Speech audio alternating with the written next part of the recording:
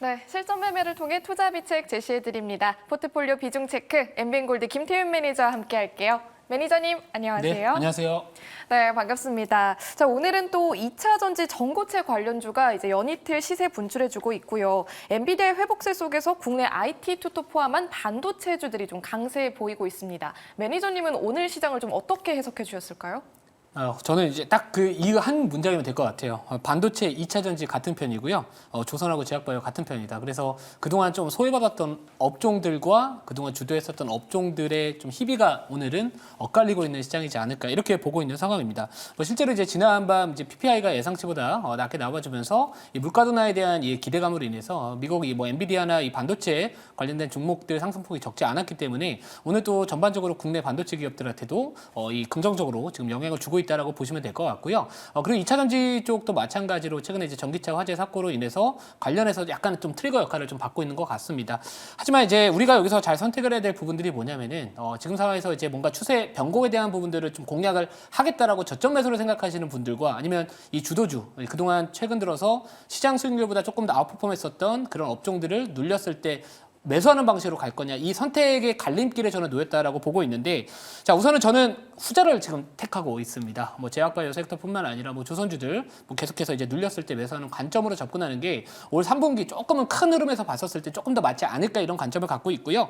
실제로 이제 오늘 밤 CPI 그리고 이제 8월 15일 날에는 미국의 소매 판매 지표가 발표될 예정에 있습니다. 자 결국에 이제 오늘 PPI가 어떻게 보면 그렇게 CPI보다 중요한 지표는 아니거든요. 물론 약간 선행 지표 역할을 하겠지만 뭔가 생각보다 많이 올랐다라는 겁니다. 그래서 오늘 CPI가 만약에 적당하게 그냥 예상치 부합하는 정도 나와준다면은 우선 상승이 나오더라도 약간 제한적이지 않을까. 오히려 지금 중요한 거는 이 소매 판매 쪽 관련해서 이제 미국 경기가 여전히 탄탄하다. 그래서 연착륙에 대한 기대감 그게 더 중요하지 않을까 이렇게 보고 있기 때문에 자 우선은 계속해서 좀 지표 발표되는 흐름들 보면서 시장이 어떻게 가는지 지켜보시면서 대응 전략을 지금 짜야 되는 시장이지 않을까 이렇게 말씀드리도록 하겠습니다. 네, 기존 주도주였던 제약바이오 그리고 조선 쪽 다시 한번 주목해보자라는 의견 제시해 주셨고요. 그럼 오늘의 비장의 종목 어떻게 준비해 주셨을까요?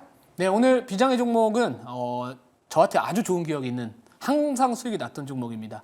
바이넥스라는 기업이고요. 자, 우선 제가 이제 최근에 계속해서 제약바이오 섹터 내에서 움직여주는 게 저는 좋다라고 보고 있는 상황인데, 자, 물론 오늘 같은 경우에는 이 조선주들이나 제약바이오 업종들 전반적으로 다른 반도체나 2차전지보다 못 가고 있습니다. 자, 그 뜻은 지금 제한된 유동성 상황 속에서 결국에 지금 수급이 분산되고 있다라고 봐서 밖에 없는 상황이고요.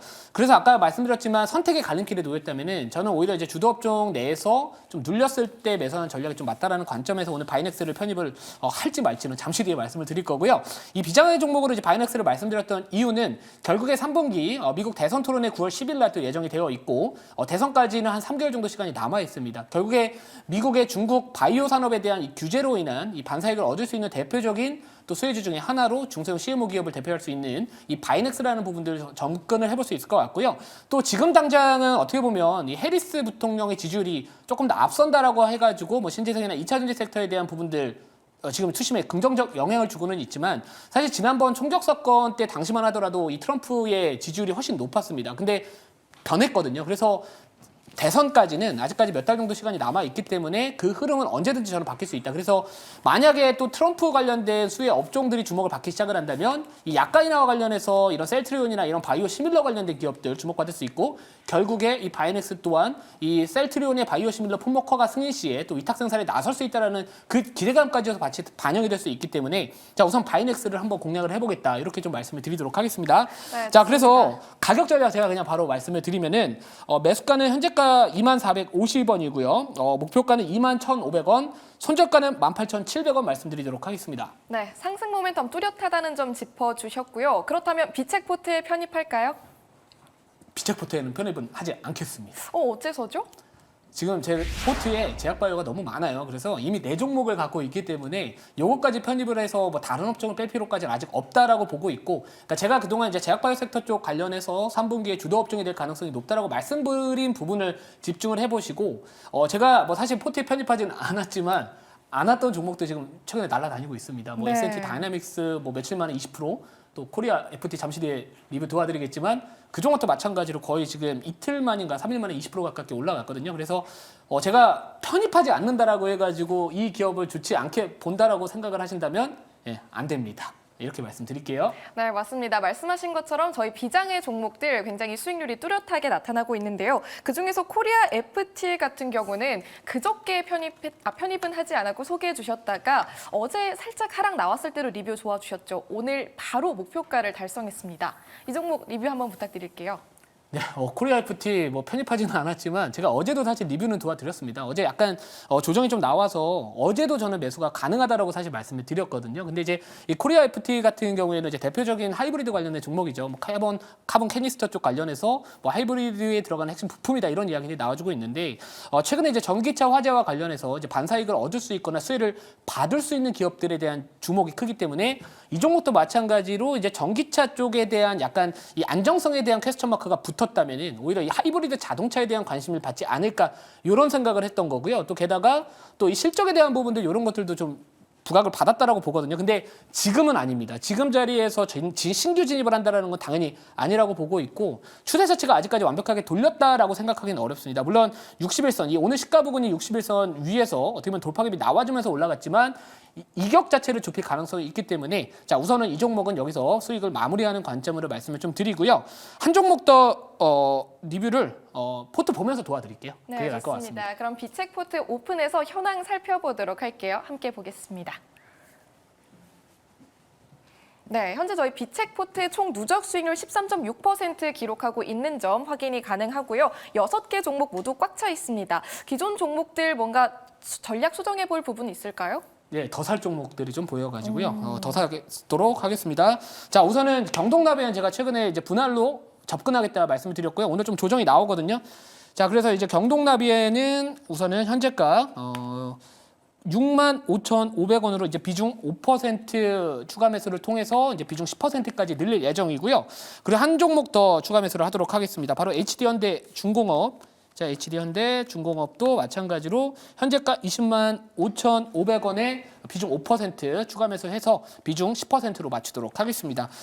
자, 이유는 명확합니다. 지금 조선 섹터 신조선가 지수 역사적 최고점 돌파 저는 얼마 안 남았다라고 보고 있기 때문에 아마도 지금 주가 자체가 약간 눌려 있거든요. 조선주들이. 근데 오늘 STX 엔진이 또 급등을 하고 있고 그러면서 이제 조선 섹터 이 HD 한국 조선해양뿐만 아니라 뭐 HD 현대 중공업, HD 현대 미포 이런 HD 현대의 이런 조선 쪽 관련된 기업들 또 나름대로 좀 버텨주고 있는 상황에서 오늘 조정이 나왔던 거, 최근 조정이 나왔던 부분들은 뭐 반도체나 2차 전지 그동안 많이 빠졌던 업종들에 대한 수급이 쏠리다 보니까 시간이 지나면 저는 분명히 이쪽 약해질 수 있다라는 보는 부분들이 있거든요. 그래서 이쪽에 대한 추세 추종 매매로서의 눌렸을 때 조금 더 비중을 확대하겠다 이렇게 말씀을 드리는 부분이고 그리고 경동나비엔 같은 경우에는 최근에 이제 홀수적 발표를 했었고 사실 제가 어제 편입을 하면서 무조건 분할로 가야 됩니다. 이렇게 말씀을 드렸거든요.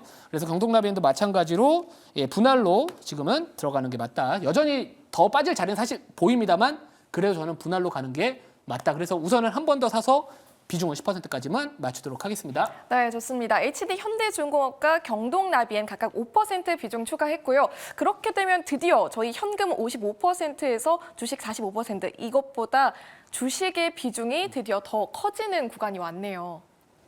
네, 왔네요. 네, 왔는데 우선은 뭐 현금은 우선은 뭐라 그럴까요?